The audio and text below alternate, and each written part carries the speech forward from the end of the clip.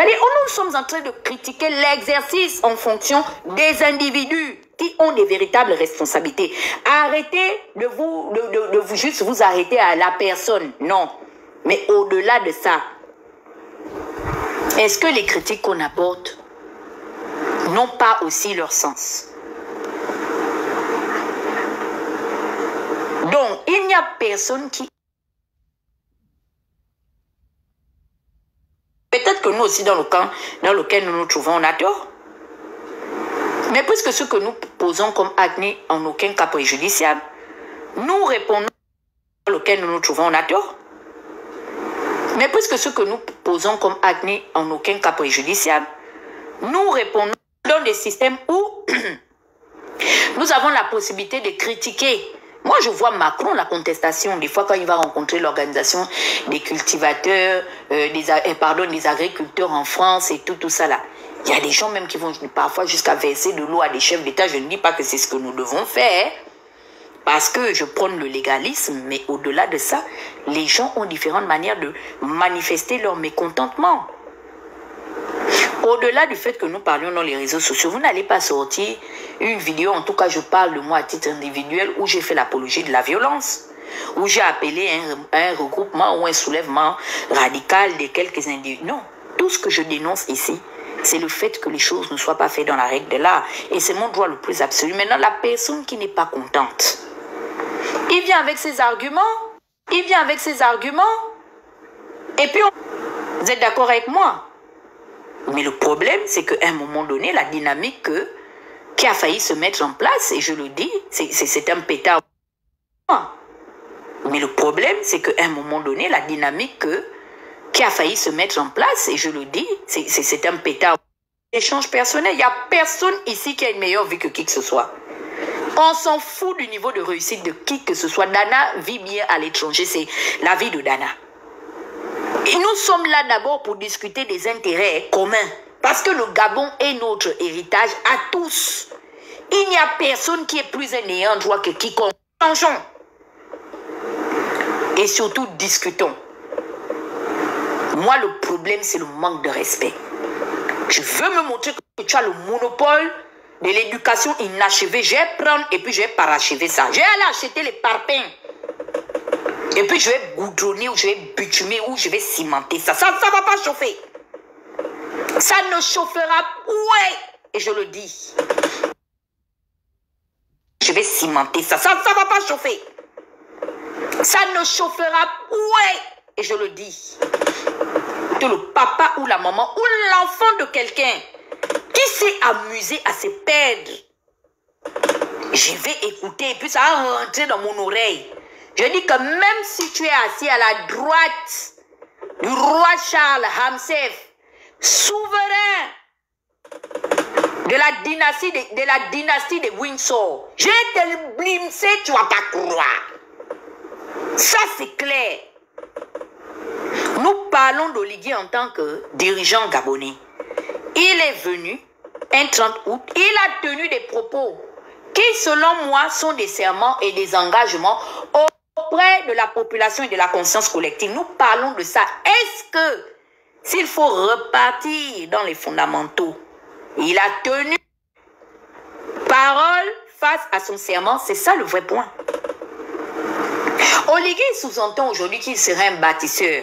Mais le principe de bâtir se base sur... En fait, le principe de bâtir est basé sur quoi en fait? Est basé sur l'ignominie ou bien il est basé sur le principe du socle de la justice? C'est ça le vrai débat. Parce que moi, je peux bâtir aujourd'hui. Qu'est-ce qui sous-entend que parce que je suis en train de bâtir, que ces bâtisses-là se basent sur les fondamentaux légaux? Ou bien sur la règle de la morale ou du respect de la morale. Il y a comment on appelle ça? Des anarchistes qui eux aussi bâtissent selon une idéologie qu'ils peuvent promouvoir ou selon un plan qu'ils établissent. Vous prenez le parcours de Adolf Hitler. Il fut un bâtisseur pour une ancienne Allemagne. Mais quels étaient les principes ou les idéaux que défendait Hitler à la tête de l'ancienne Allemagne. Il fut un bâtisseur de la pensée aryenne. Donc c'est vaste. Et c'est vague d'estimer que je suis un bâtisseur. Oui, tu es un bâtisseur, mais aujourd'hui on va étudier les principes même de ton projet architectural de gouvernance. Point à la ligne. Je viens de planter le décor. Bâtir en promouvant la continuité du mal et continuer à marcher dans les chemins et les voies tortueuses de son prédécesseur, c'est-à-dire que est une bâtisse qui ne va engendrer que le néant. Ah oui, je le dis et j'assume mes propos. C'est l'architecte du chaos et la dangerosité de bâtir dans l'élan que prend aujourd'hui le CTRI.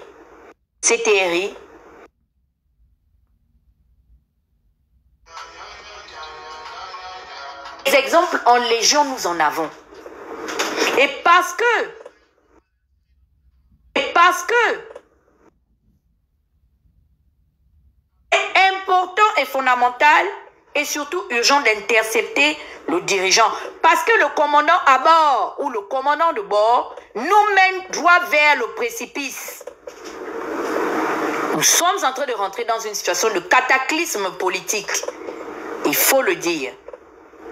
Donc, tous ceux qui sont en train de jacasser ou quoi là, moi je vous préviens, ce pays-là, ne pensez pas que lorsqu'il sera à la dérive, vous serez appelés à répondre pour les engagements que vous prenez aujourd'hui, même vis-à-vis du général, parce que appelés à répondre pour les engagements que vous prenez aujourd'hui, même vis-à-vis du général, parce que c'est fait aux yeux et au vu de tout le monde.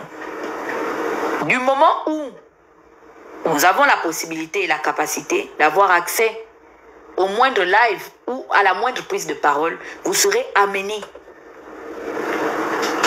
à assumer vos responsabilités devant le tribunal de l'histoire.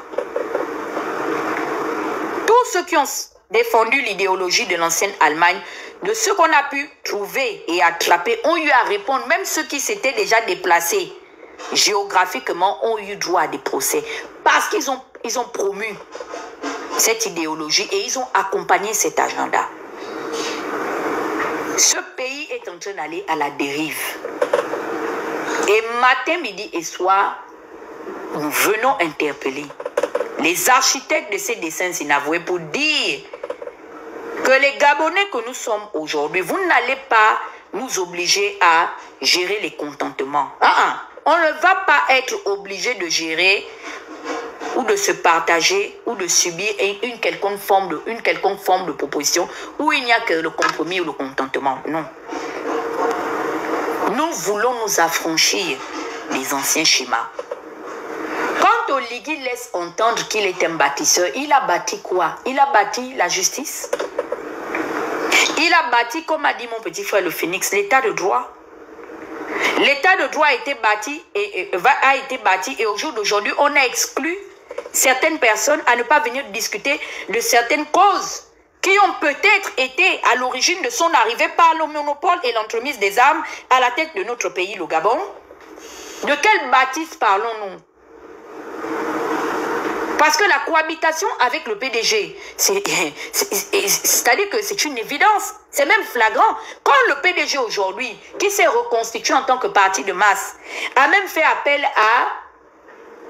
à comment on appelle ça, à un congrès, s'abstient au jour d'aujourd'hui de ne pas présenter un candidat. Mais dans la lecture de la ligne politique, nous comprenons que le PDG est solidaire. Forcément à un des challengers de la future présidentielle. Et vous n'allez pas venir nous dire aujourd'hui que c'est Billy Binze ou c'est Iloko. Qui sont les choix? Est-ce que le PDG soutient? Mais il faut repartir aux anciennes prises de parole de la direction de ce parti qui a été claire. Le PDG a toujours fait un choix. Comment tu vas à Ouaga-Sava? De la direction de ce parti qui a été clair. Le PDG a toujours fait un choix. Comment tu vas à Ouaga-Sava? Et que eux, leur choix a été jeté et leur dévolu a été du général Brice Clotaire Oligui Nguema. Le dire, est-ce que c'est insulter le général président? Non. Parce qu'il y a même déjà une guerre intestine entre les prises de parole et les décrets lus par le colonel Ulrich Mafumbi et l'agenda social et en particulier politique du parti qui a été déchu par les militaires en treillis.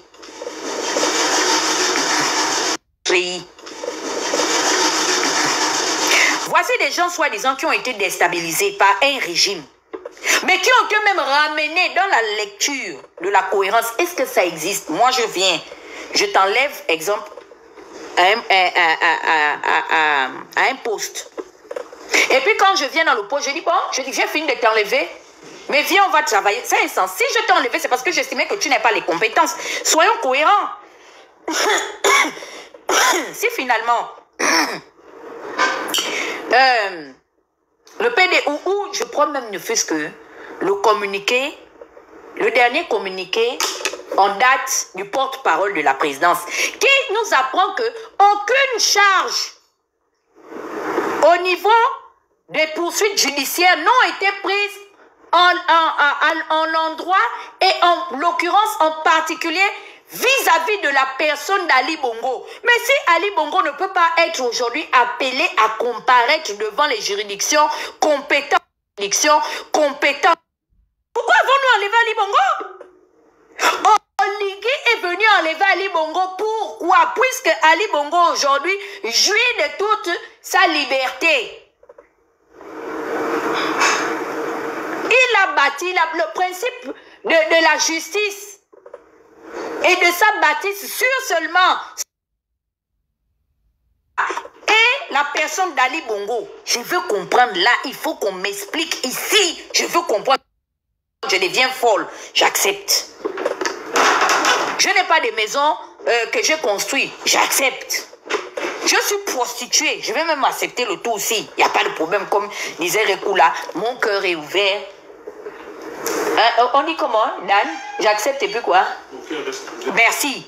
J'accepte même que je suis Jézabel. Je vais accepter. Parce que si c'est ça là, le feu par lequel je dois passer pour au moins avoir un échange et essayer de comprendre.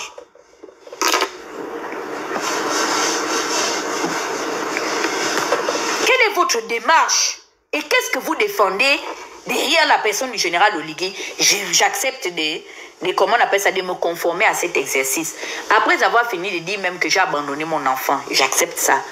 Pourquoi Oligui a enlevé Ali Bongo? Si Ali Bongo est libre,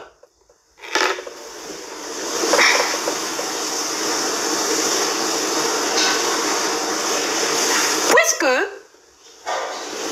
l'organigramme en charge d'organiser les élections avait même déjà déclaré officiellement Ali Bongo vainqueur. Mais si donc Ali Bongo n'a rien fait, pourquoi l'avoir enlevé au pouvoir? Fallait finalement le laisser briguer son 3e mandat, puisque aucune charge n'a toujours pas été retenue contre lui. Et sa personne. Quand Oligui sous-entend qu'il bâtit, il a bâti quoi? Hein? Sachant qu'on a une situation de l'assaut du QG de M. Jean-Ping, où même la Cour pénale reste aujourd'hui comme une épée Damoclès face à cette crise post-électorale. Les crises précédentes encore, ok, on va dire qu'on n'a peut-être pas de preuves, mais il y a eu la flagrance de délit, où des vidéos, où des témoignages peuvent démontrer qu'il y a eu un assaut au QG. De M. Jean-Ping aujourd'hui qui danse la danse de, comment on appelle ça? Il danse la danse du gibier. C'est-à-dire les enfants, les familles, les papas, les mamans, toutes ces personnes qui ont été massacrées, enfermées, qui ont été mutilées. Et une autre grande partie qui se retrouve aujourd'hui exilée. Il ne tient pas compte de ça. Il prend les dossiers de ses enfants, il fait rentrer dans le CTRI. On nomme les enfants de comment on appelle ça? De Ping aux affaires. C'est ça la restauration de la dignité des Gabonais. Oligui est en train de bâtir l'anarchie. Oligui est en train de bâtir comme Damiba a bâti au Burkina.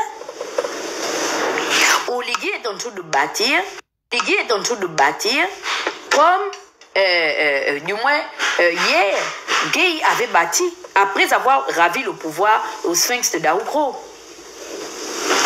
Et c'est fait avec la bénédiction de certaines personnes qui veulent aujourd'hui nous interdire d'avoir notre mot à dire. J'ai écouté votre Camerounais finalement assumé, c'est parce que comment on appelle ça, la capsule où elle parle justement de contentieux qui concerne les anciens clients de la Poste, de Gabon Poste et l'État. Et cette capsule-là se trouve dans le téléphone avec lequel je fais mon live. Mais elle a reconnu que finalement, par rapport aux alternatives de propositions de sortie de crise, vis-à-vis de ce dossier, ils n'ont jamais tenu parole. Et ce n'est pas les moyens qui ont manqué. Quand au jour d'aujourd'hui, entre l'année 2024 et début 2025, ils n'ont toujours pas... Au jour d'aujourd'hui, entre l'année 2024 et début 2025, ils n'ont toujours pas honoré la modique somme de 10 milliards de dédommagement, puisque ça allait sur 3 ans. Vis-à-vis des particuliers, parce qu'ils ont estimé qu'il fallait d'abord dédommager les particuliers que de dédommager les entreprises. Parce que dans ces entreprises-là aussi, il y avait des entreprises qui devaient. Mais en ce qui concerne le cas des particuliers, les moyens dont l'État a disposé n'ont pas réussi à honorer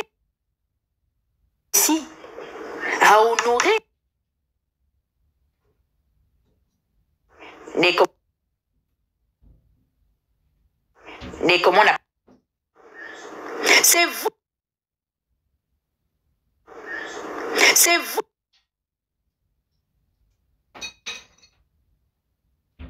La réalité est en train de vous rattraper. Elle a admise.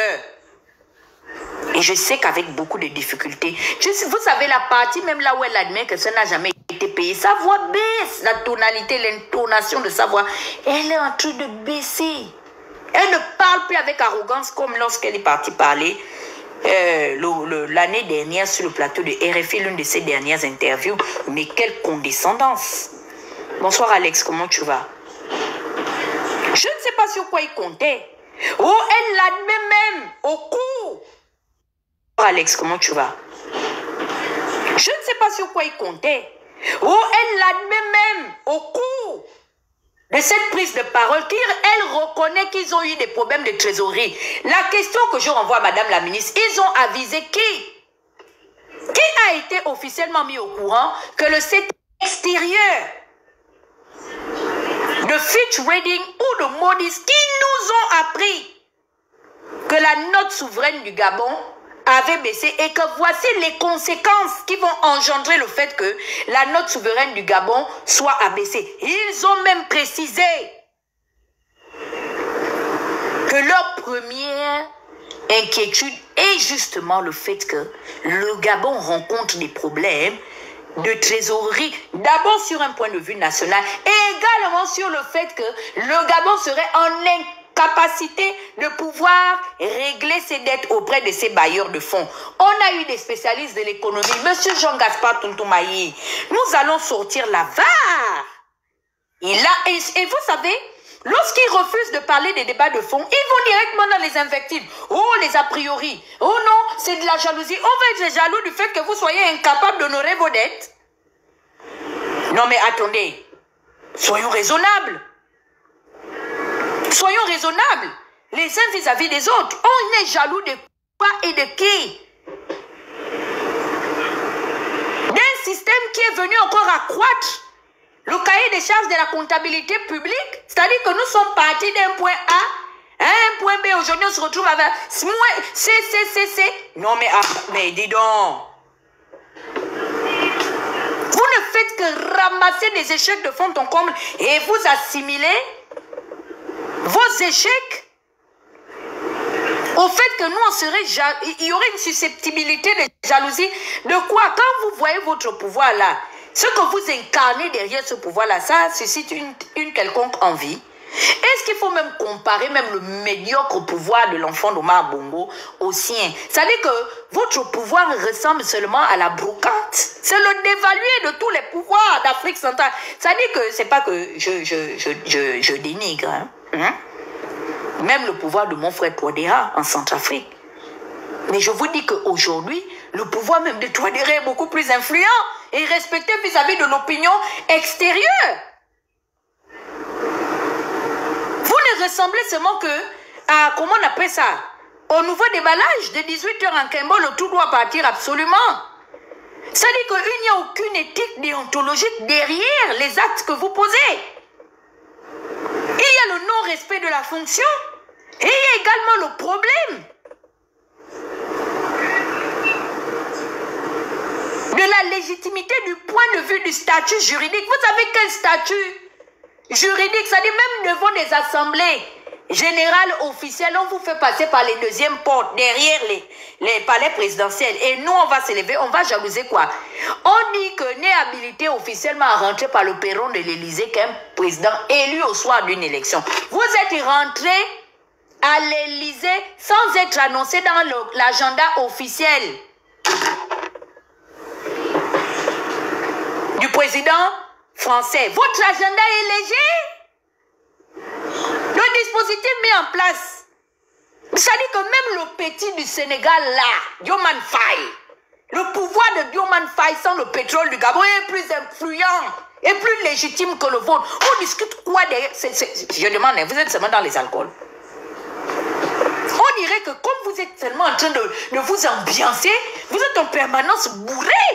Est-ce qu'il y a une comparaison entre le pouvoir de... Et puis, je vois que ça fait des fuites en avant. Oh, et puis, ça prête des intentions. Quand, depuis que vous êtes sur les réseaux sociaux, vous avez vu un jour, que ce soit moi, le Phénix ou la petite de Soubala, nous assimiler ou nous associer à Nathalie Yam ou à Franklin Yamsi. Vous nous avez déjà vu aller faire des débats sur la situation de l'AES là-bas au Mali. C'est vrai, on a des amis, on a des connaissances. Mais est-ce que vous nous voyez là-bas faire de leur combat notre leitmotiv? On a d'abord fini de régler les problèmes du Gabon pour aller d'abord faire l'apologie du panafricanisme. Même si vous voulez accuser les gens, mais soyez honnêtes. Ou bien vous nous confondez.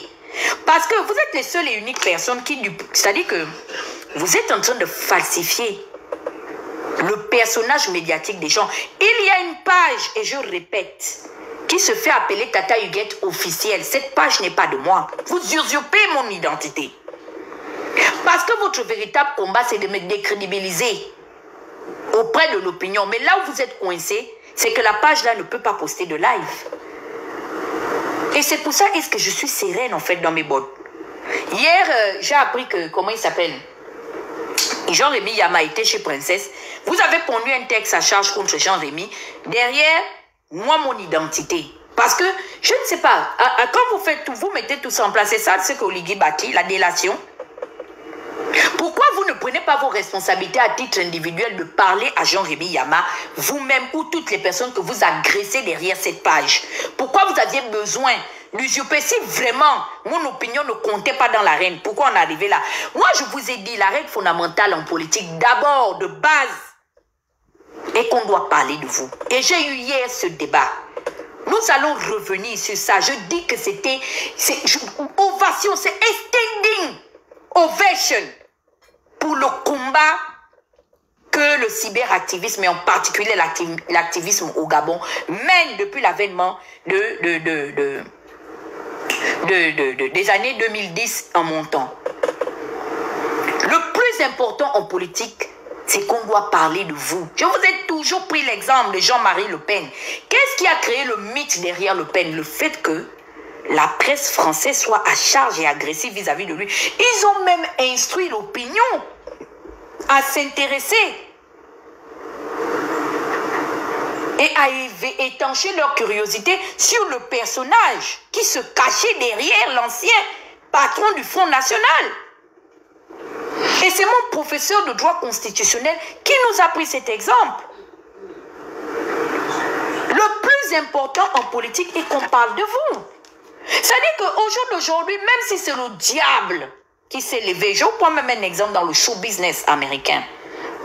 Vous savez, au début des années 90, il y a eu vraiment l'arrivée des gangs.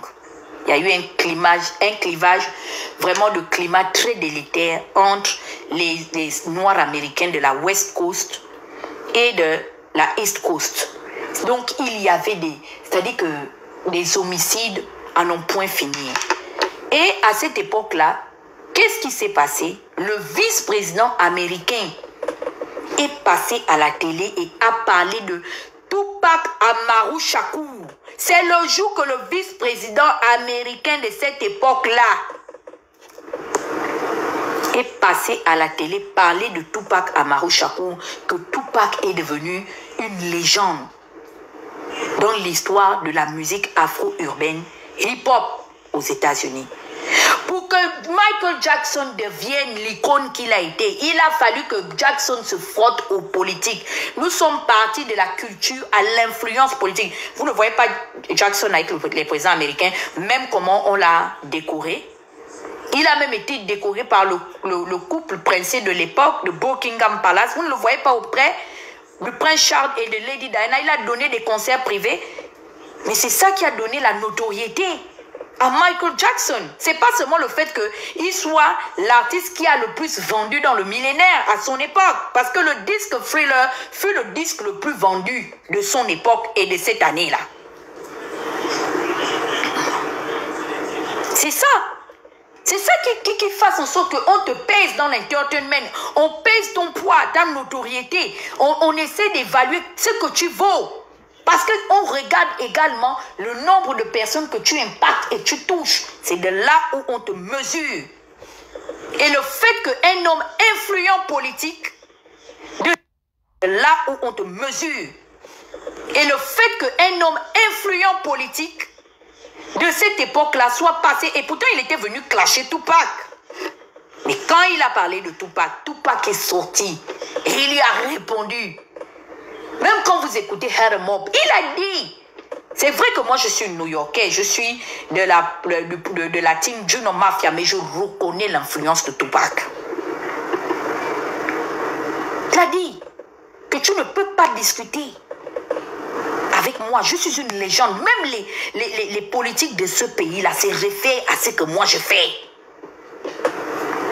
Donc, c'est-à-dire que c'est tout en notre honneur, nous, la corporation des activistes, d'être prononcés. Et Oligui même nous l'a reconnu. C'est-à-dire ce que vous voulez dévaluer, même votre chef Antri, celui qui est là. Je vais aller chercher cette vidéo parce que beaucoup n'ont pas ça. Vous comprenez, non? Beaucoup n'ont pas ça. Quand Oligui est arrivé, rencontrer la diaspora nord-américaine, en particulier celle des États-Unis, et il a prononcé un discours. Et qu'est-ce qu'il a dit? Que j'écoutais les activistes, j'écoutais Landry Amiens, j'écoutais Danger, j'écoutais Tata Huguette, même votre général président. Pourquoi si Alain-Claude Bilibinze parle des activistes, on dit, il y a certaines personnes qui viennent écrire sur mon mur, oh non, vraiment, ça, c'est nul et non avenu. Non, je n'ai pas besoin. Moi, quand je fais un combat, j'ai un objectif. Mon objectif, c'est quoi? C'est d'avoir une certaine légitimité. Que les adversaires d'hier ou d'aujourd'hui ou de demain même reconnaissent mon existence, c'est déjà une victoire pour moi. On doit écouter Alain-Claude. Il a fait le son. Il dit... Je veux également saluer le travail remarquable effectué par les activistes qui ne sont pas de mes amis et qui ne m'ont jamais ménagé, mais au contraire, ils ont toujours compris que ces derniers temps, leur travail a permis d'ouvrir les yeux des Gabonais sur les dérives de ces dérives et de ses amis. Je les en remercie. Attendez, on va encore recommencer. Celui qui parle là, Je veux également saluer le travail remarquable. Celui qui est en train de parler là, Je veux également saluer le travail. c'est l'un des seuls Gabonais qui a duré ministre. C'est un ancien chef de gouvernement. Vous n'allez pas enlever ça à Alain-Claude. Hein? En anglais même, j'aime prononcer son titre en anglais. Il est the first Prime Minister. C'est ça son titre. Donc jusqu'à la fin de sa vie, il va porter ça. Comme on aime appeler les Ntuntumema, monsieur le Premier ministre, Jean Yegendo, monsieur le Premier ministre. C'est pas n'importe qui, c'est un ancien chef de gouvernement. Même si son gouvernement était un gouvernement de Mbrakata. C'est le Prime Ministry qui est the only one. C'est le chef de l'ancien gouvernement qui est en train de parler des activistes. C'est ça. Et quand lui il parle, le volume est fort. Parce qu'il est même en train d'appeler maintenant les observateurs internationaux. Il les invite à découvrir que dans l'arène politique au Gabon, le combat ne se passe plus seulement sur le plan des partis politiques à partis politiques, d'hommes politiques à femmes politiques, mais il y a également une corporation, une force de démonstration qui est arrivée. C'est une anomalie, mais il dit par consécration et reconnaissance que ce qu'ils font là, ça aide. Mais même vous-même qui nous combattez, mais ça vous donne une certaine légitimité. Il faut avoir le cardio. Restons droit dans nos bottes. Parce que nous allons courir. Moi, j'ai confiance en moi. Hein. J'ai confiance en moi. Moi, j'ai confiance à mon à mon rythme cardiaque. Il dit, on va recommencer. C'est quoi? Je préfère qu'un Alain Claude et Maganga Moussa vous parlent de moi. C'est des hauts commis de l'État, c'est pas n'importe qui. Donc vous pensez que moi, je me limite à quelques lives où les gens n'ont même pas dit vu. C'est-à-dire qu'il y a une petite ribambelle qui était venue sur les réseaux sociaux en 9 mois. Même fait 400 vues, ils n'ont pas pu. 400 mobilisés, 400 âmes. Même pro-oligui monter sur leur avenir, écouter les aider à nous insulter, ça les a dépassés. Hein? Celui-là, ça c'est l'ancien perroquet national qui est en train de parler de nous. Écoutons ce qu'il dit. Je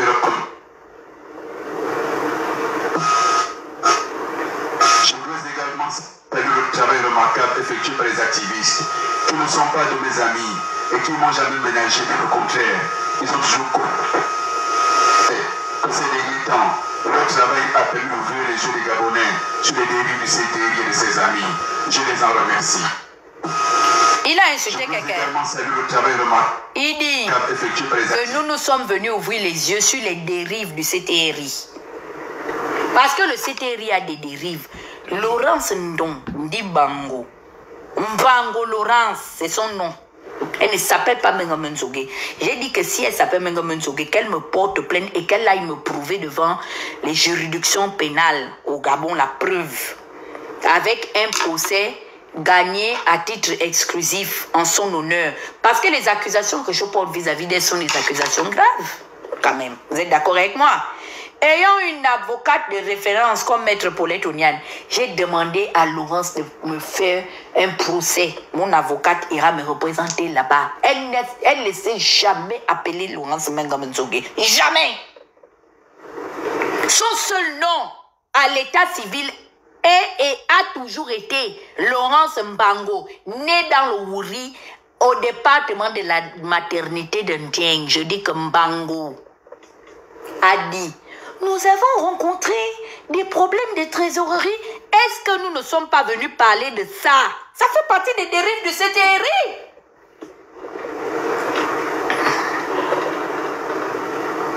C'est de tout ça que nous sommes venus parler.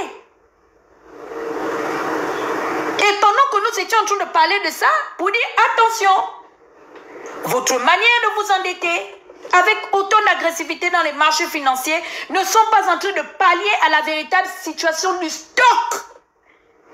Et je précise bien du stock de la dette. Pas des intérêts que suscite la dette. Vous avez vu un jour le ministre des Comptes publics venir prendre la parole à haute intelligible voix pour venir vous expliquer véritablement où se situait le niveau de la dette publique au Gabon. Jamais. Ils ne peuvent jamais faire ça. Parce que s'ils essaient, c'est la lettre du continent. Moi, je vous dis que le Gabon a un challenger qui se cache derrière les arcanes du 4e pouvoir. Quelle est la responsabilité du 4e pouvoir dans la hiérarchisation de l'organisation de l'État? Ce n'est pas celui des le quatrième pouvoir dans la hiérarchisation de l'organisation de l'État. Ce n'est pas celui d'informer et d'éveiller. Il y a un acteur qui n'a pas de nom, mais qui se cache derrière la lettre du continent, qui a été reconverti et rebaptisé officiellement Afrique Média. Non, Africa Intelligence. Autant pour moi. La personne là va sortir les preuves. Quand Africa Intelligence parle là-bas, pourquoi l'État gabonais ne s'est jamais constitué partie civile pour poursuivre Africa Intelligence? Que l'État gabonais trimballe Africa Intelligence d'abord devant les tribunaux français, je vois. Il y a un ami de la vérité qui est assis. Lui, il a choisi son champ de bataille. Son champ de bataille, c'est quoi? C'est de parler, justement, des petits arrangements entre copains et coquins. Quand Africa Intelligence frappe, vous avez vu un jour Africa Intelligence parler des agités du bocal là qui soutiennent le CTRI? Jamais. Quand Africa Intelligence frappe, il ne frappe que les collaborateurs proches. Ça commence d'Oligui, en terminant par les personnes là qui représentent le réel et véritable pouvoir politique et de gouvernance au Gabon. C'est Africa Intelligence. C'est même Africa Intelligence qui nous a averti qu'il y avait un problème au niveau du budget et du trésor et des finances au Gabon. Et que l'enfant de Marie-Madeleine Bouanso était automatiquement et directement impliqué là-dedans. C'est Africa Intelligence qui nous a même appris qu'on avait arrêté certaines personnes de l'appareil de gestion accréditées au trésor, au budget, aux finances. Mais personne ne nous... Le quotidien n'a pas parlé de ça. Le quotidien fait le comptabilisme. Le quotidien est là pour promouvoir un niveau de communication digne de la préhistoire. Eux, ils sont carrément, au nom du temps, ils sont même à l'ère antiquitaire.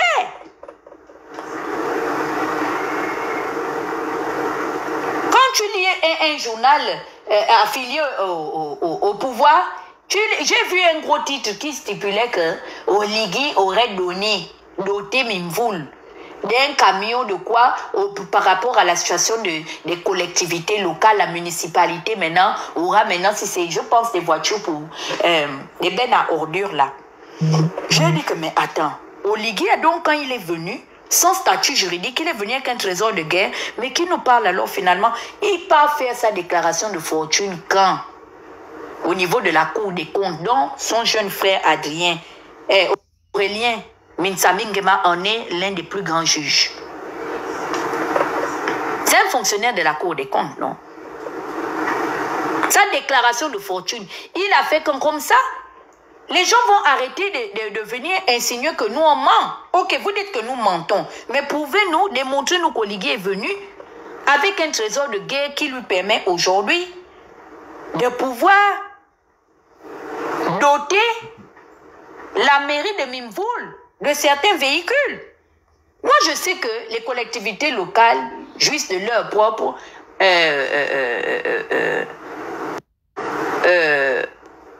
entité juridique. Ils ne sont sous la tutelle du ministère de l'Intérieur que par la hiérarchie. Mais au-delà de tout ça,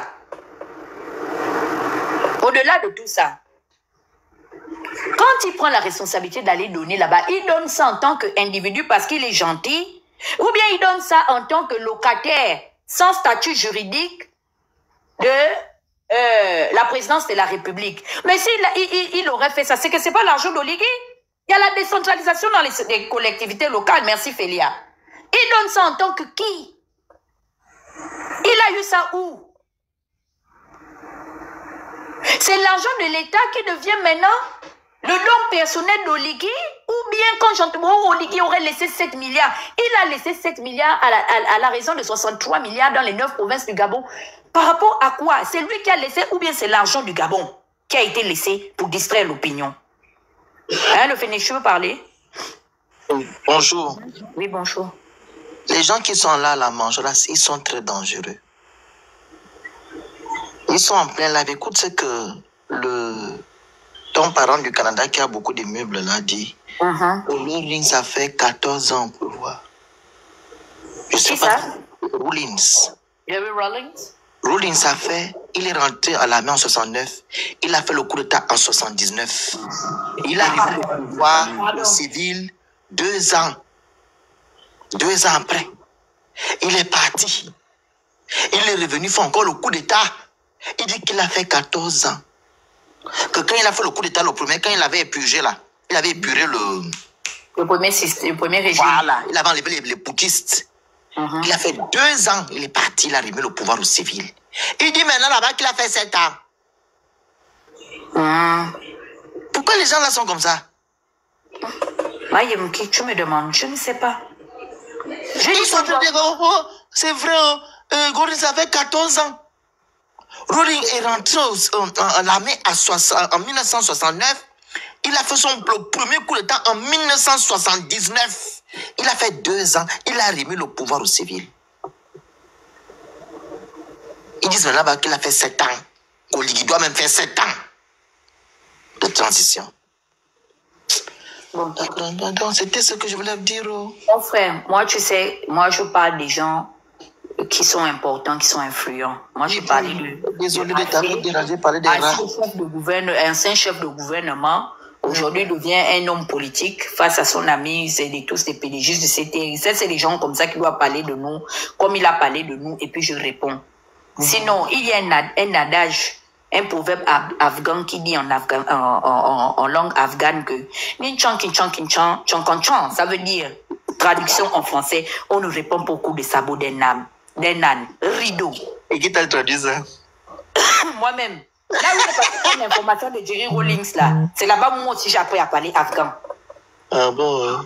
Toi, tu sais pas que nous tous on s'est fait. On peut, mais on ne veut pas. Où il a lu les 14 ans de magistère de Jerry Rawlings, c'est là-bas. Je ne sais pas où. Dans la même école là qu'on m'a appris. Et un vieux de 54 ans, hein?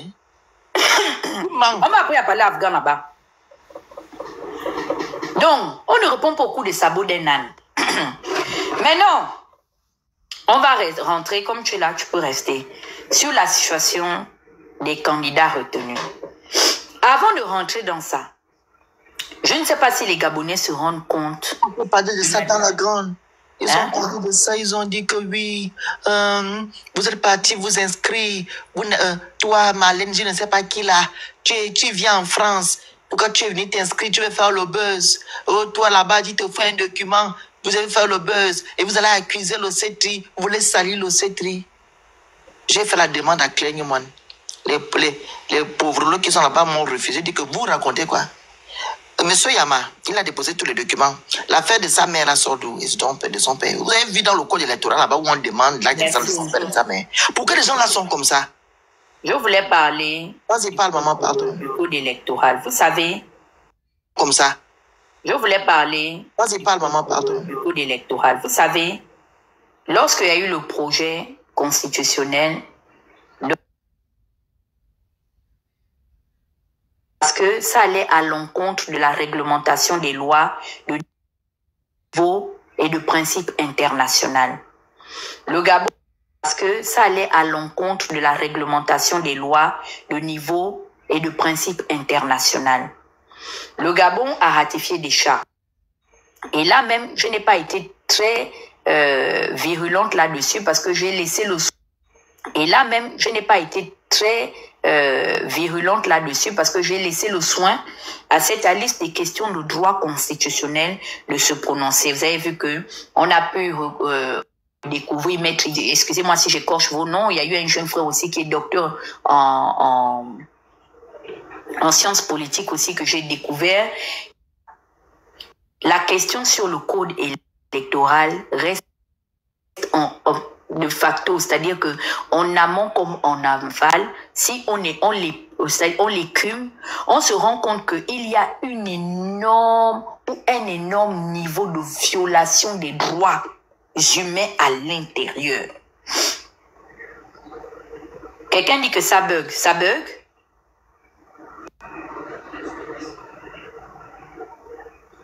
Tapotez, s'il vous plaît. Quelqu'un dit que ça bug. Les Gabonais, Tapotez, s'il vous plaît. Quelqu'un dit que ça bug. Les Gabonais. Ah, on dit ça bug. Désolé, attendez, je vais aller sur WhatsApp. Ah, ils disent que c'est bon maintenant. Violez vos droits. Et on a violé vos droits avec votre propre bénédiction.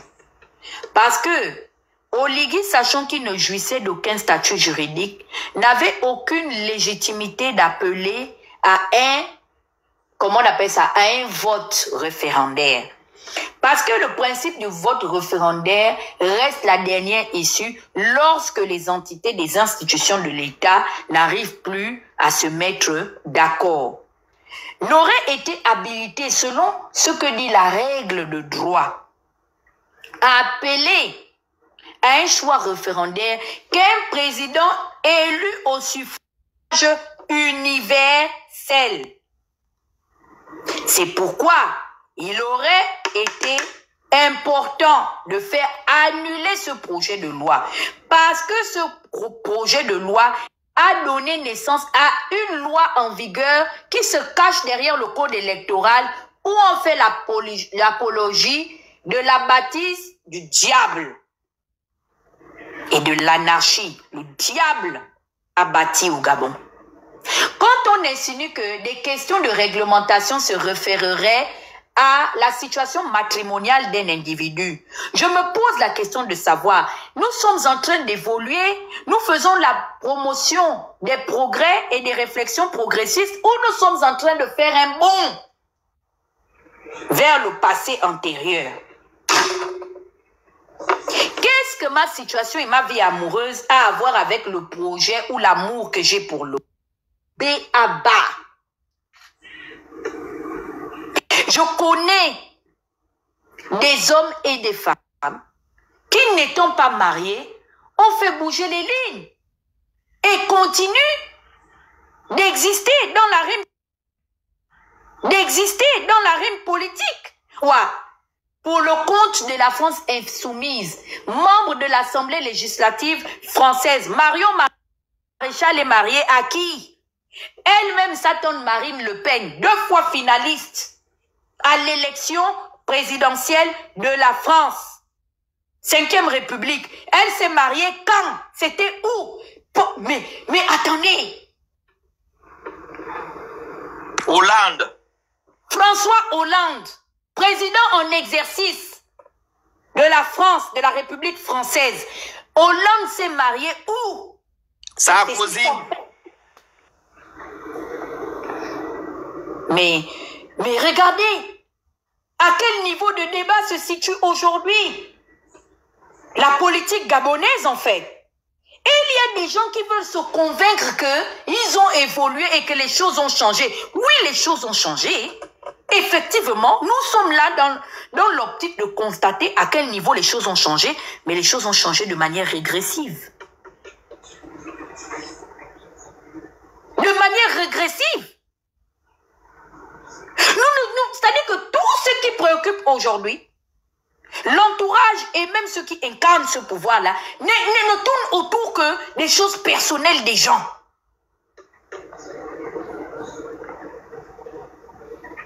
Une loi électorale qui va nous obliger de venir justifier l'origine de nous, nos parents. Sachant qu'il y a des Gabonais nés de parents nés verts.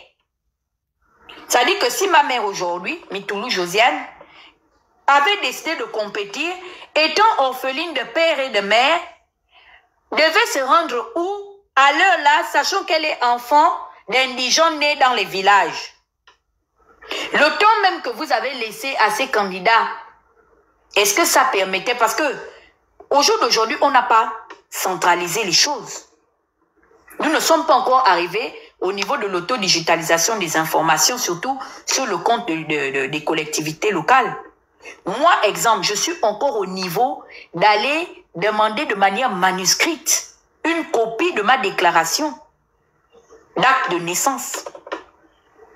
Et pour que moi qui suis né à Mwanda, à Komilong, je puisse aller aller récupérer mon acte de naissance, je dois partir par le train. Est-ce que vous savez que depuis 2022, le train passager n'est pas effectif?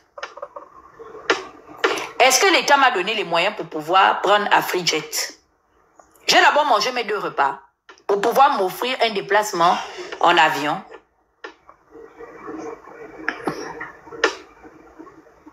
Donc, c'est une loi électorale qui a été taillée de toutes pièces pour pouvoir exclure les potentiels adversaires qui pouvaient s'opposer au général Brice Clotaire Oligui, général de 2e division.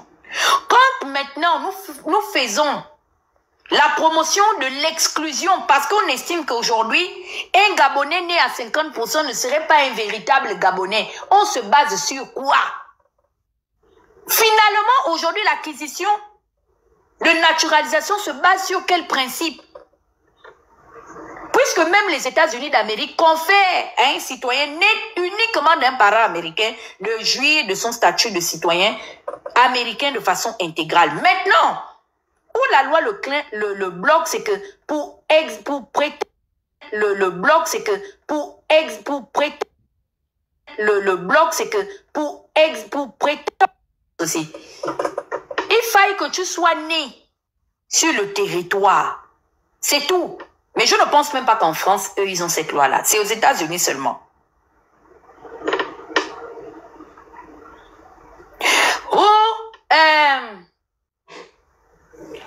Si tu vis avec un étranger, On n'a pas une étrangère. Depuis que Sarkozy est arrivé. C'est Sarkozy qui a enlevé le droit du sol. Oh, si tu vis avec un étranger ou une étrangère, je demande, votre projet constitutionnel est rentré en vigueur quand? Puisque l'élection n'a pas encore été actée. Donc, on se réfère à l'ancienne loi. Mais moi, c'est quel Gabon que vous êtes en train de promouvoir, de produire ou bien de promettre là, à cette génération, aux générations futures? Un Gabon de l'exclu. Et c'est de la même manière dont vous aviez accepté, vous, nos frères, en particulier activistes comme nous, qu'on puisse nous exclure à une probabilité de compétir par le biais de la Constitution, qui est la mère de toutes nos lois. Vous acceptez aujourd'hui de vendre notre leadership pour des petits postes quelconques. Et vous vouliez qu'on vous accompagne dans ça. Oligui est d'accord d'aller à l'élection présidentielle avec M. Alain-Claude Bilibinze. Et enregistrez bien, parce que là maintenant, c'est l'analyste politique qui va faire son analyse. Pourquoi il a choisi Alain-Claude Bilibinze? Il a choisi Alain-Claude Bilibinze parce que c'est l'un des seuls uniques candidats de la communauté FAN qui pouvait lui permettre de gagner de façon transparente. Dan, on t'appelle. Parce qu'il sait que ceux qui... D'abord, on aura un très fort taux d'abstention, ça c'est clair. Ça c'est une évidence. Parce que beaucoup de gens se disent c'est le même système, ça ne sert à rien. Le système va dérouler le turbo-compresseur. De deux, il y a un énorme ressenti. Et moi-même j'en fais partie. C'est-à-dire un ressenti de rupture. Et de rupture claire entre les anciens dirigeants et cette classe de la population, de toutes les différentes couches de la société gabonaise. Et il joue sur ça. Parce qu'il sait que les Gabonais iront voter sous le coup de l'émotion. Parce que les Gabonais se disent tout sauf Alain-Claude Bilibinze. C'est pourquoi je dis, même à ceux qui exercent aujourd'hui une parcelle de pouvoir, faites attention à vos propos. Parce que dit la loi? Tout ce que vous direz pourra être retenu contre vous. Assez l'a dit que nous ne sommes pas tendres avec lui, donc nous ne sommes pas là pour le caresser dans le sens du poil. Tout ce que nous demandons au nom de l'équilibre, de la véritable justice, créez-lui finalement un environnement juridique afin qu'il aille répondre sur les suspicions et les accusations, et je parle au conditionnel, qui pèserait sur lui. On ne peut pas s'auto-saisir d'une justice populaire et sous-entendre que nous sommes venus relever les institutions de l'État. Lorsque nous avions décidé, selon la suggestion de Thomas Hobbes, dans le pacte du contrat social, d'échanger notre leadership au soir d'une élection quelconque à une entité bien définie qui est l'entité exécutante, le pouvoir exécutif. Ça veut dire qu'on s'est dessaisi ce jour-là de notre légitimité, de notre souveraineté à rendre la justice au nom de la volonté populaire. C'est ce que les juristes d'Oligui doivent apprendre aux défenseurs de sa cause. Nous avions rendu le ministère public par le bras du ministère public et de celui du sceau de la justice. Nous lui avons conféré le droit de nous représenter. Donc, faites un procès à Alain-Claude Bilibinzi. C'est pour ça qu'Oligui a préféré que Alain-Claude soit face à lui. Parce qu'il sait qu'il y a un règlement de compte entre Alain-Claude et une très grande partie de la population au soir du 12 avril dans les urnes. Déjà, s'il faut partir même dans le découpage électoral, parce que dans le découpage électoral, il y a 3 bastions. Le premier bastion, c'est celui de l'Estuaire, la capitale politique du Gabon. Là-bas sont représentées toutes les couches ethnicistes ou ethniques du Gabon. Alors, le vote de l'Estuaire compte à près de plus de 35%.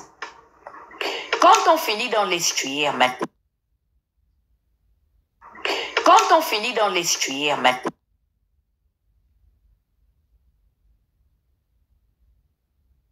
électoral. Donc, s'il faut maintenant rentrer dans la culture fond, Alain-Claude ne peut pas gagner. Parce que là-bas,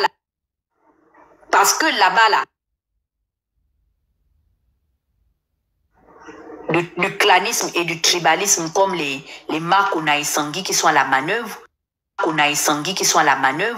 mon grand frère aujourd'hui de l'Union nationale, ces gars-là sont juste en train de dire nous devons voter parce que eux ils assimilent aujourd'hui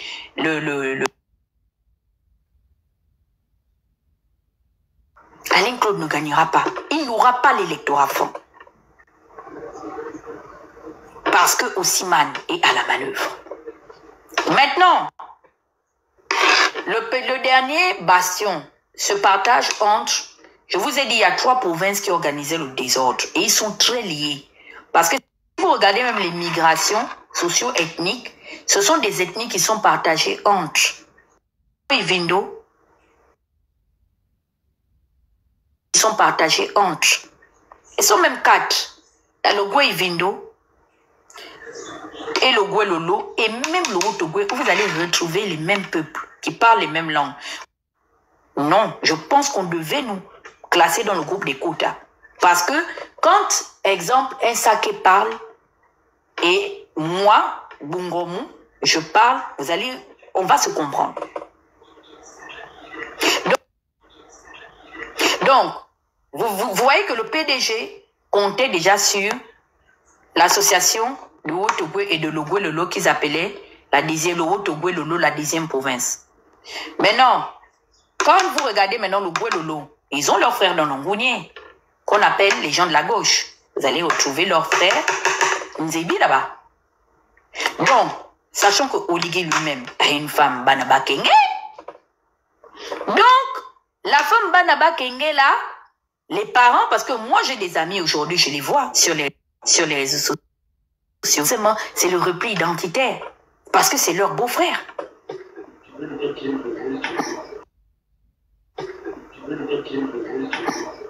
Donc, si les Nzebi de Logwe Lolo boudent une infime partie, exemple les gens de Pana, iront voter parce qu'ils ont déjà créé une alliance. Moi-même, je suis de Pana, on ne va pas voter là-bas. Avec leurs frères de Libamba et de Mbigou. Vous dites que ça bug, attendez, je regarde WhatsApp, je reviens.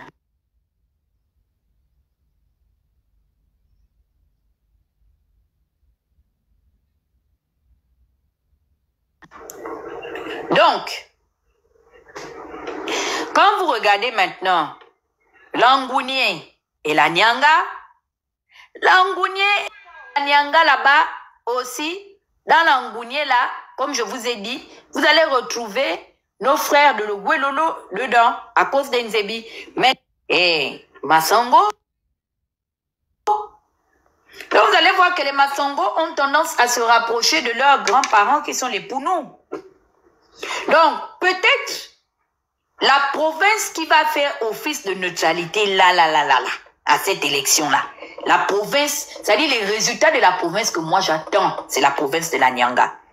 Mais dans la Nyanga aussi, on a la deuxième personnalité du CTRI. Parce que beaucoup ne savent pas ça, c'est Urish Mafumbi. Elle est Massongo, pardon. Urish Mafumbi. Est-ce qu'ils auront voté? Parce que je ne crois pas à la prise de parole de Mundunga. Je ne pense pas.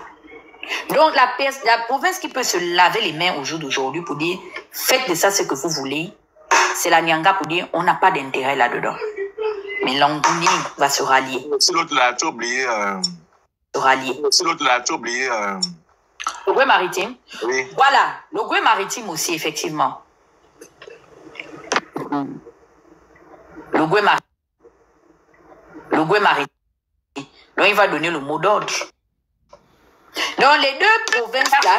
Non, au Gabon, encore en arrière-plan, en fait. On les deux regresse. provinces qui vont vraiment Si on peut-être... se base sur le planning, là, c'est que on a un vrai problème. Mais ça a toujours été ainsi, hein, le Phénix. Le moyen Ogoué, oui, bon, les gens disent oui, bon, les gens disent le moyen Ogoué. Effectivement, le moyen Ogoué, c'est la Nyanga et le Goué maritime. Ce sont les trois provinces-là qui vraiment n'ont pas un grand intérêt. Mais les provinces où ça va chauffer avec la faune électorale et où vraiment on va voir maintenant la force de frappe de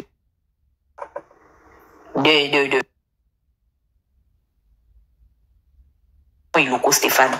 Il embête seulement les gens. Oligui va gagner. Là, même dans le Gololo. Ils ne peuvent pas. Je pense même que les gens de Gololo même peuvent même voter même Alain Claude Bilmenze. Pas Stéphane Iloko. Les gens disent que ça bug. Bon. Je sais pas.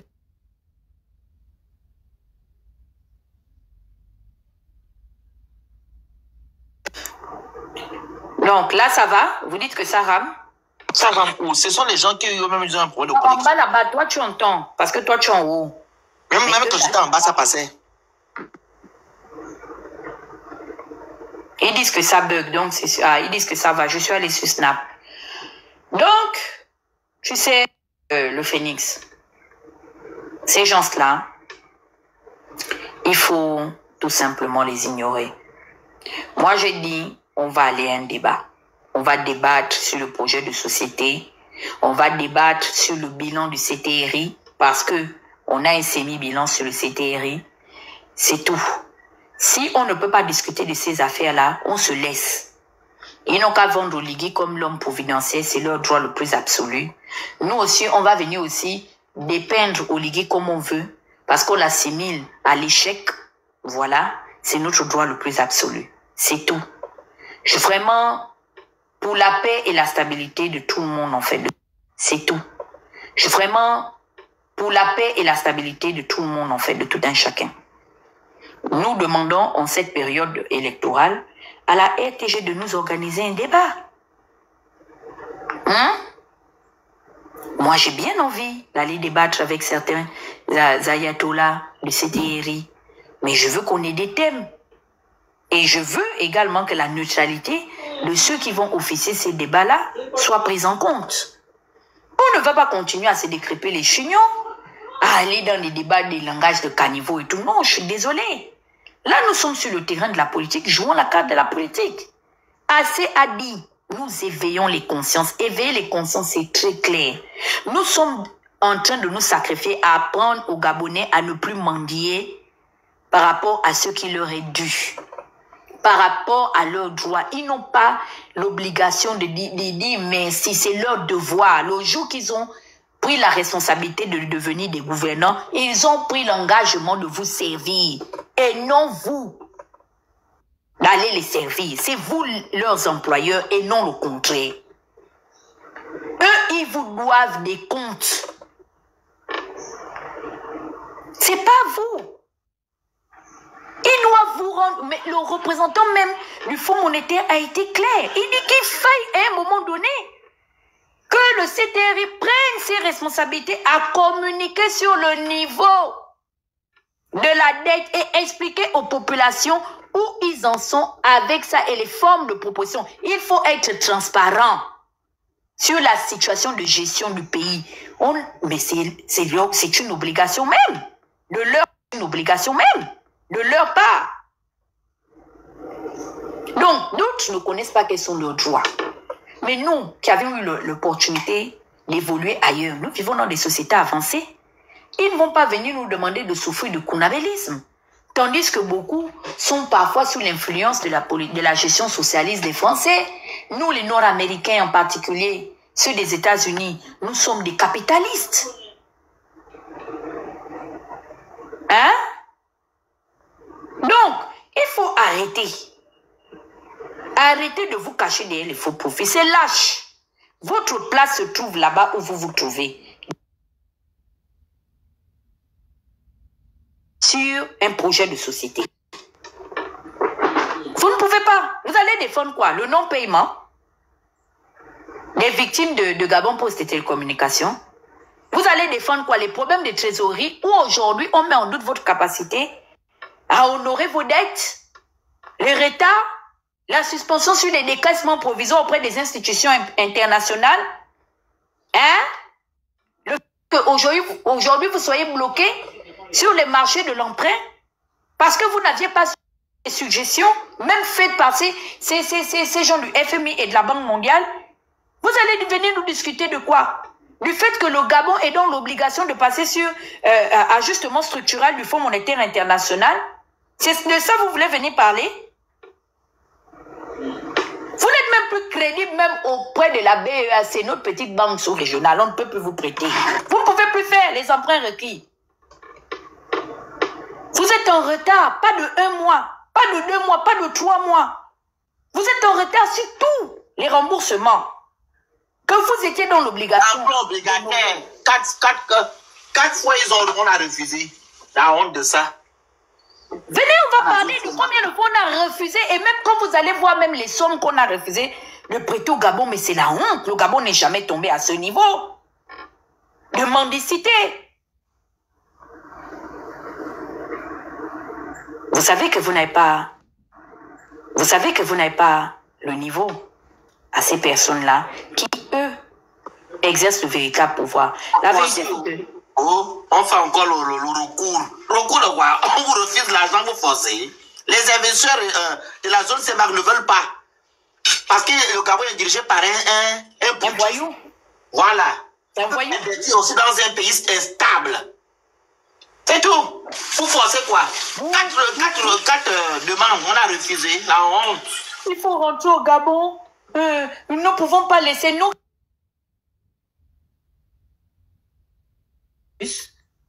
Pour qu'on soit... Nous sommes des Siamois. Même les Siamois, la science médicale a fini par les séparer. Les Koulouna. Non, il faut venir... Comme moi, ma maman, Mitoulou Josiane, m'avait déposé à l'aéroport international Léomba pour prendre mon avion pour m'expatrier du Gabon. Le parent de quelqu'un était accompagné d'elle. Même mon propre père, Isaac Makanga, n'était pas ce jour-là. Josiane, vous avez demandé... Mais attendez, vous êtes allé demander l'accord de principe de comment on appelle ça? De matériel. Josiane vous l'a donné. Hein? Vous avez le duplicateur de mon certificat d'acte de naissance. C'est pourquoi le jour que vous décidez que je dois venir au Gabon, je dois vous suivre parce que c'est vous qui m'avez envoyé à l'étranger, n'est-ce pas? Oligui même avait déjà donné l'argent. Depuis que je suis ici, là, j'ai déjà mangé un mandat d'Oligui. C'est pourquoi quand Oligui va m'appeler, je vais prendre mes courts-pieds de 1m40 là, pour commencer à sauter bondi pour arriver au Gabon, n'est-ce pas? Mais écoutez, faut qu'on se respecte, hein. Si vous estimez que c'est votre temps d'aller vous mélanger, vous malaxer à toute cette sauce-là, mais c'est votre droit le plus absolu. Oh, nous qui? Vous avez laissé les membres de votre famille pour venir compter sur les noms. Nous qui? Quelqu'un paye ma connexion chaque fin de mois? Je suis pour venir compter sur les noms. Nous qui? Quelqu'un paye ma connexion chaque fin de mois? Jusqu'à là, je suis en train de te calculer. Je te calcule. Parce que ce que tu cherches, je suis en train de t'observer encore. C'est parce que je n'ai pas encore fini. Ma cible là, c'est cette élection. Mais le petit clash, je vais te faire 2 vidéos, 2 calmicines de 500 mg. Tu vas fouiller. Continue à te mettre. C'est-à-dire que, on dit les boucs se battent par catégorie. C'est-à-dire nous sommes des mammifères marins. Même mes propres collègues, quand ils essaient, je mets... Le bâton se redresse. Mais tu veux venir écouter. Parce que les enfants, quand on leur dit que le courant tue, ils n'écoutent pas, non. Moi-même, j'étais comme ça. On ne met pas tes doigts dans les prises. Le courant de la maison, je n'ai pas écouté jusqu'à un jour. Je suis partie mettre les doigts là-bas. Quand ça m'a pris, on était obligé de prendre le banc pour me taper. Moi, je suis une rescapée du courant. C'est le son qui m'a donné avec conséquence conseil. Quelque chose que même les autres là-bas, là, qui ont le mandat, ils ont le diplôme d'activiste. Ils reculent quand ils voient l'adversaire. Mais tu forces. Tu forces, ma chérie. Quand je vais déposer, parce que tu ne vas pas dire que j'ai été prononcé. Tu ne vas pas dire que j'ai été prononcé. Je suis un personnage public, nous sommes sur les réseaux sociaux. Maman, supporta na supporta. Qui cotise bouffe. C'est Pyongyang. L'adversaire est nord-coréen. Et nous, on a l'arme nucléaire à Pyongyang. On connaît le dictat là, nous sommes nés dedans. Et aujourd'hui, nous accompagnons l'agenda de notre guide suprême, Kim Jong-un. Tu n'as pas peur que c'est l'un des seuls petits États au monde qui met les Nations Unies au travail. Quelqu'un qui a pour comment on appelle ça, pour guide idéologique, elle idéalise le personnage d'un tyran comme Kim Jong-un. Ça montre déjà le niveau de dérèglement de mentalité. Quand je vais te frapper avec les balistiques de longue portée, parce que nous on est dans le nucléaire, hein, ma chérie, je vais mettre un petit truc. C'est-à-dire que je vais prendre mes petits chasseurs comme ça, vroom, je vais les faire sortir. Ça va commencer à survoler. Survoler ton territoire. Je vais te montrer pourquoi le président américain est l'unique président au monde qui se balade avec sa voiture. On appelle ça the Beats, the Cadillac. L'adversaire est américain de culture. Je ne sais pas les trucs de... Oui, moi je tape sec. Je te préviens déjà. On dit la sœur de Kim Jong-un là est plus méchante même que son frère. Ils ne sont que 2 à gérer la dynastie des Jong. Mais on dit la sœur est plus... que vaut mieux avoir affaire à Kim Jong-un que sa sœur. Que je vais surnommer de Chétan. Je t'ai donné conseil sinon. Continue de venir te mettre, tu veux te placer on dirait le mur de Berlin. Quand je veux mettre... On ne pleure pas, hein. Et moi je te dis, les amis là, même ceux avec qui tu fais les lives, ils ne viendront pas te prendre dans mon clash.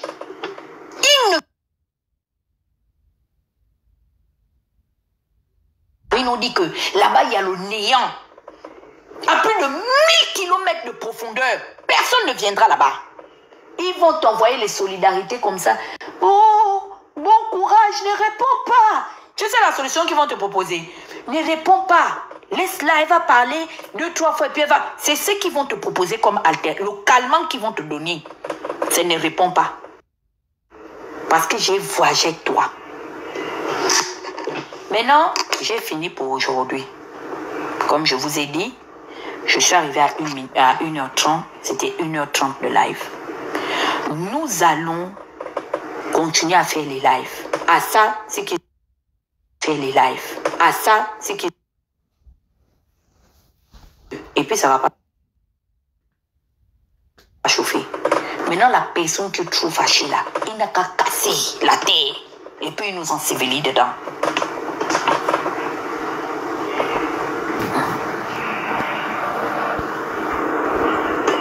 Vous comprenez, non?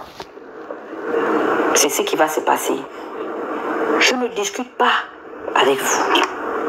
Je vous donne seulement la température. Donc, merci à ceux qui m'ont écouté. J'exhorte quand même les Gabonais en tant que femmes politiques à aller vous enrôler sur les listes électorales. Allez massivement vous enrôler sur les listes électorales. Je ne peux pas vous appeler à ne pas vous enrôler et à boycotter une élection. Allez vous enrôler. Si vous ne vous êtes pas enrôlé, pour ceux qui sont capables d'aller voir leur nom sur les listes électorales, parce qu'ils utilisent le même système, allez voter. Votez conscient. Votez conscient. Je ne peux pas venir ici vous dire, oh, votez Alain-Claude Bilibinze, oh, votez Iloko Stéphane. Le troisième, là, je ne connais même pas son nom, mais je dis, votez conscient, sanctionnez dans l'urne. Parce qu'avec Oligui à la tête de notre pays, on est dans la merde. Le gars, il a prouvé ses insuffisances. Il a des carences et c'est flagrant. Maintenant, ceux qui estiment qu'il faut promouvoir l'abstention, ils viendront aussi nous vendre leur comme alternative. Mais moi, personnellement, je ne peux pas vous demander de boycotter une élection. Ça ne se fait pas. Donc, on va observer. Il y a des contentieux qui vont être introduits au niveau de la Cour. On verra ce qu'ils ont à dire à ce niveau. Mais les Gabonais, soyez prêts. Soyez prêts. Je sais que ça devient agaçant de tout le temps vous amener à aller voter. Vos votes ne sont pas respectés. Mais je vous demande conscient.